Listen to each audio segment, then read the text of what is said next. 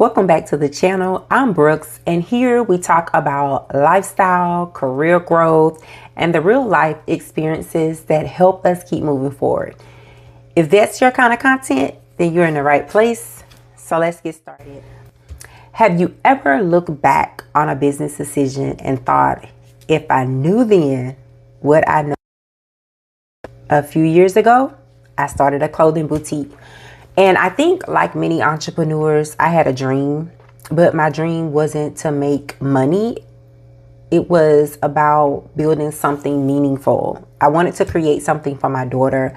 I wanted her to see that it was possible to build something from the ground up. I wanted to leave behind more than just memories. I wanted to leave behind a legacy.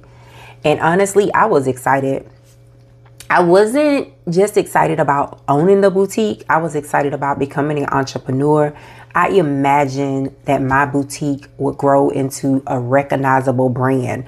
I envisioned women wearing my clothing everywhere. I pictured success, growth, and a business that would become a household name. What I did not picture was losing over $7,500. At the time, I believed the key to success was having inventory. So I invested $7,500 of my own money and I purchased the clothing up front. Looking back, that was the biggest mistake I made. Not because the inventory was bad, but because I purchased inventory before I truly understood my customer. I thought if I bought beautiful clothing, people would buy it. I thought inventory would automatically turn into sales. It didn't. The styles I selected were styles that I liked. The problem was that my ideal customer didn't necessarily like what I liked. And that was a hard lesson.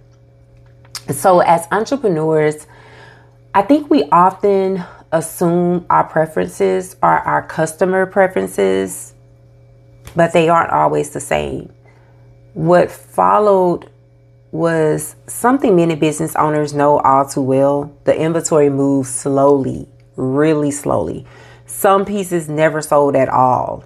And while those clothes sat on racks, my money sat with them. The $7,500 I invested was tied up in inventory that wasn't generating revenue. I couldn't use the money for marketing. I couldn't use the money to improve my website. I couldn't use it to test new ideas. It was trapped. Eventually, I made the decision to donate much of the clothing to a nonprofit organization and accept the loss. Was it painful? Absolutely. Nobody starts a business hoping to donate unsold inventory and walk away with the financial loss. But here's what I learned.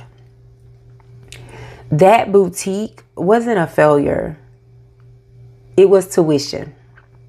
And it taught me a lesson that I couldn't have learned from a book. I learned about customer validation. I learned the importance of understanding my target audience. I learned that inventory does not equal sales, that cash flow matters. I learned that there are other business models available. At the time, I didn't know much about dropshipping. I didn't know much about pre-orders. I didn't know there were ways to test demand before investing thousands of dollars. If I were starting over today, I would approach things very differently. But I don't regret the experience because every lesson from that boutique helped shape the entrepreneur I am today. And if you are watching this because you've made a costly mistake in your business, I want to encourage you. Don't let one mistake convince you that you're not meant to be an entrepreneur. Don't let one failed idea stop you from building the next one. Because most successful entrepreneurs, they have stories they don't tell. They have stories that they don't always share because they're embarrassed. Stories about the money they lost or products that didn't sell, businesses that didn't work, dreams that didn't unfold, the way they expected. The difference is they learned from the experience and they kept going. So if you're carrying regret about a business decision, I give you permission to release it.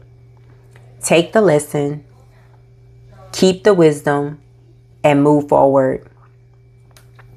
Because your mistake may actually be preparing you for your next success. And sometimes the most valuable thing a business can give you isn't profit, it's perspective. Thank you for watching. If you enjoyed this video, don't forget to like, comment, and subscribe. No matter what season you're in, I want you to keep your faith strong, stay focused on your goals, and remember that resilience is built one day at a time. Until next time, this is Brooks reminding you to rise with purpose, lead with confidence, and live with intention. I'll see you in the next video.